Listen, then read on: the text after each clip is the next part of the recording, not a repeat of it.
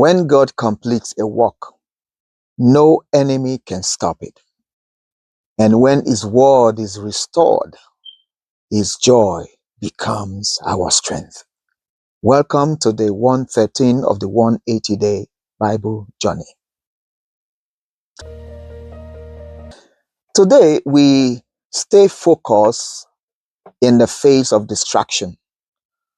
We stay rejoicing in God's lifting power.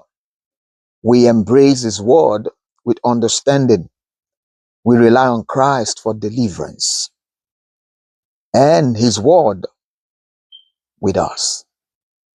Today, as we look at Nehemiah chapter 6, we see Sanballat and Tobiah persisting in their attempt to stop the rebuilding of the walls of Jerusalem through many threats, through deceitful tactics.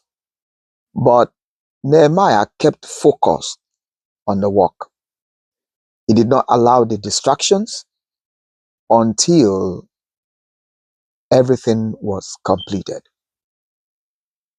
Our focus will always defeat the enemy's venues or places, opportunities for distractions.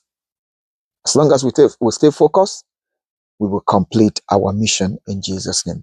In Nehemiah chapter 7, after the completion of the walls and the gates, we see the priests, the Levites, the gatekeepers, and the singers, they were all assigned. The people started settling in according to their genealogy. And going by the numbers, over 42,000 people were gathered.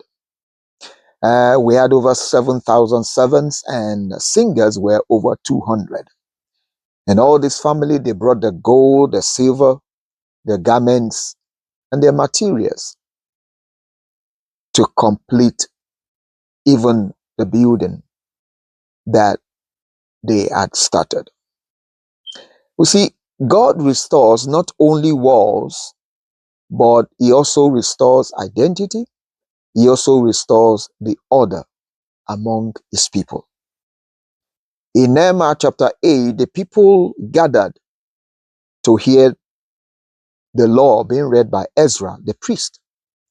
The people paid attention to the words and they received it. They later observed the feast of the tabernacles after a long time. And they kept the feast for 7 days. The people were mourning and weeping when they heard the word of God.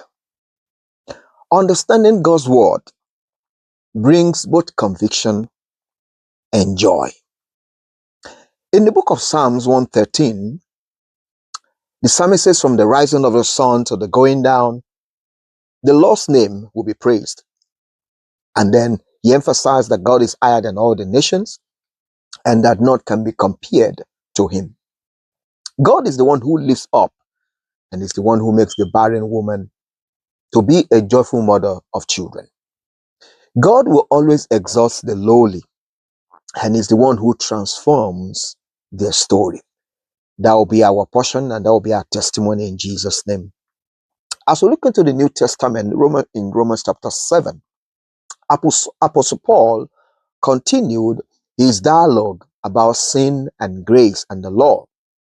And he says that believers are dead to the law through Christ Jesus. And that sin is empowered by the commandments. It is the sin nature in man that makes us sometimes to want to do bad.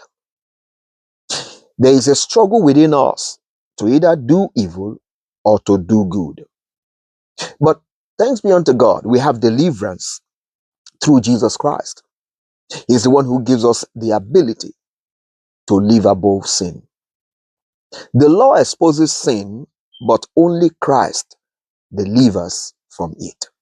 And I believe the more we look into this the Bible journey, God will, through Christ Jesus, deliver us from all evil. As we look into our memory verse today is in Nehemiah chapter 8 verse 10. He says, go your way, eat the flesh, drink the sweet, and send portions to those for whom nothing is prepared. For this day is holy to our Lord. Do not sorrow, for the joy of the Lord is your strength. As we continue to look into the perfect law of liberty, we continue to look into the word of God for this 180 days. I believe the Lord's joy will continue strengthening us to keep on keeping on, to keep on holding on, to keep on believing, to keep on hoping, and to keep on trusting God above all else and above every other situation and circumstances. And His joy will be our strength in Jesus' name. My name is Alan Oloshola, and I am grateful that you are here today. I long forward seeing you tomorrow. And until then, God bless you and have a good day.